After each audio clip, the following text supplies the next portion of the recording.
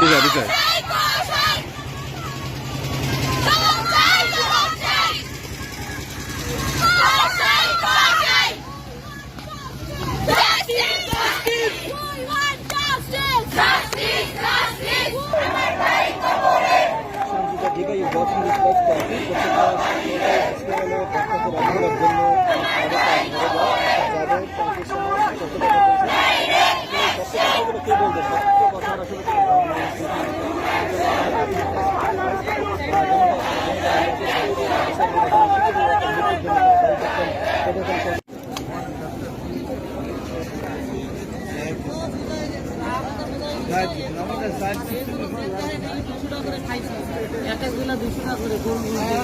সবাই দাঁড়াইছে ছিল তার মানে দাঁড়াইছে মানে পাখিরা খারাইছে পাখিরা দাঁড়াইছে মানে খেলা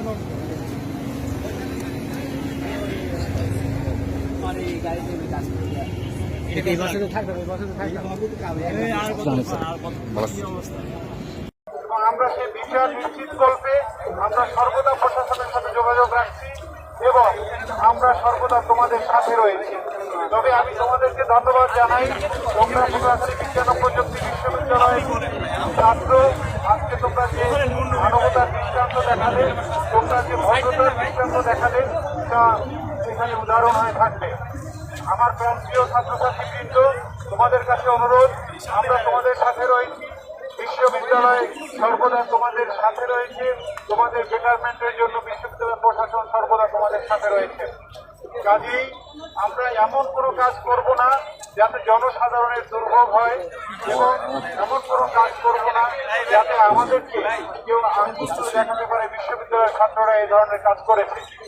আমরা চাই ন্যায় বিচার প্রতিষ্ঠা হোক, এই বাংলাদেশ নতুন এক বাংলাদেশে পরিণত হোক, যেখানে আর কোনো আশিক এরকমের অবহেলার শিকার না হয়। আমরা প্রশাসনের দৃষ্টি আকর্ষণ করছি এবং সাথে সাথে তোমাদের প্রতি আমার অনুরোধ, তোমরা আজকে যেটা করেছো এটাকে এ পর্যন্ত ইতি রেখে আমাদের প্রতি আস্থা রেখে আজকের মতো তোমাদের এই অবস্থান ধর্মঘট প্রত্যাহার করো এবং এবং এবং আমি এখন তোমাদের সাথে রয়েছি। আর আমাদের আরো বিষয় বস্তু সম্পর্কে সার্বিক সকল কথা বলার জন্য আমি মাইক হ্যান্ডওভার করছি পটুয়াখালী বিজ্ঞান ও প্রযুক্তি বিশ্ববিদ্যালয় মাননীয় ভাইস চ্যান্সেলর প্রফেসর ডক্টর কাজী রফিকুল ইসলাম স্যারের কাছে। মানুষের কোনো ছাত্রের, কোনো ছাত্রীর, কোনো সাধারণ মানুষের মৃত্যু যেন না হয়।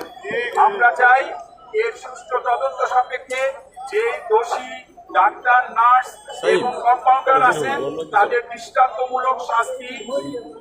আমরা 24 ঘন্টা সময় দিয়েছিলাম আমাদের ছাত্র এবং আমাদের বিশ্ববিদ্যালয়ের প্রক্টর মহোদয়, ডাক্তার সহ এডিএম এবং অর্থাৎ আমার ভাই একটু পরে ফোন করতে আসি, একটু পরে ফোন দিই পরে আছেন, ওনারা সঠিকভাবে তদন্ত করছেন বলে আমাদের ছাত্ররা এবং আমার প্রক্টর মহোদয় আমাকে নিশ্চিত করেছেন, আমাকে ডিসি মহোদয় নিশ্চিত করেছেন, এডিএম মহোদয় নিশ্চিত করেছেন এবং এসপি মহোদয় নিশ্চিত করেছেন এবং ওনারাও অনুরোধ করেছেন।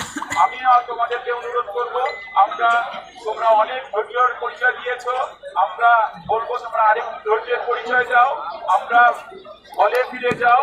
আমরা কালকে 3টা এবং ওনাদের যে টাইম বাইন্ড আছে সেই বাউন্ডের মধ্যে তোমরা আমাদের দৃষ্টান্তমূলক শাস্তির ব্যবস্থা করবে তাই ডাক্তারদের, তাহলে আমরা পরবর্তীতে কর্মসূচি দিব না।